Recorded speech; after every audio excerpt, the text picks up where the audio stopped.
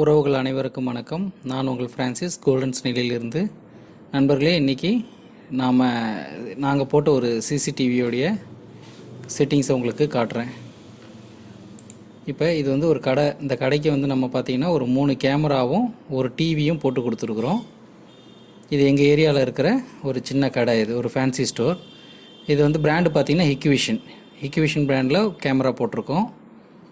2 டூம் camera, ஒரு bullet camera. அதனுடைய clarity எப்படி இருக்குது பாருங்கள். இது டிவியோடு சேர்த்து இது போட்டு கொடுத்துருக்குறோம். இது வந்து கல்லாப்பெட்டிக்கிட்ட வெளியில் கல்லாப்பெட்டிக்கிட்ட ஒரு கேமரா போட்டு கொடுத்துருக்குறோம். அங்கேருந்து கல்லாப்பெட்டி கவர் ஆகிற மாதிரி.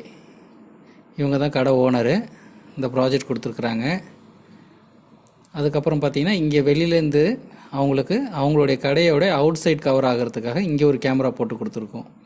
இந்த கடை பார்த்திங்கன்னா கொஞ்சம் பழைய பில்டிங், அதனால் ரொம்ப பைப் லைன்லாம் நம்ம அடிக்க முடியாது.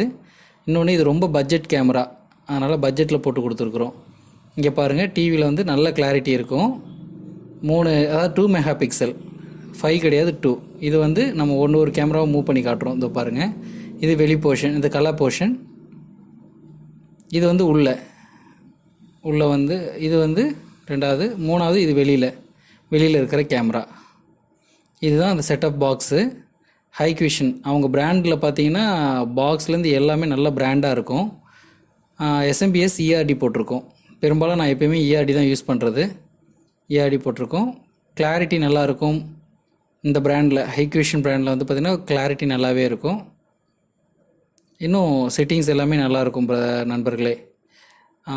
இன்னும் மேற்கொண்டு வீடியோக்கள்லாம் பார்க்குறதுக்கு லைக் பண்ணுங்கள், கண்டிப்பாக ஷேர் பண்ணுங்கள் அண்ட் சப்ஸ்கிரைப் பண்ணுங்கள். நிறைய ஆதரவு கொடுக்குற அனைத்து நல்லுள்ளங்களுக்கும் நன்றி.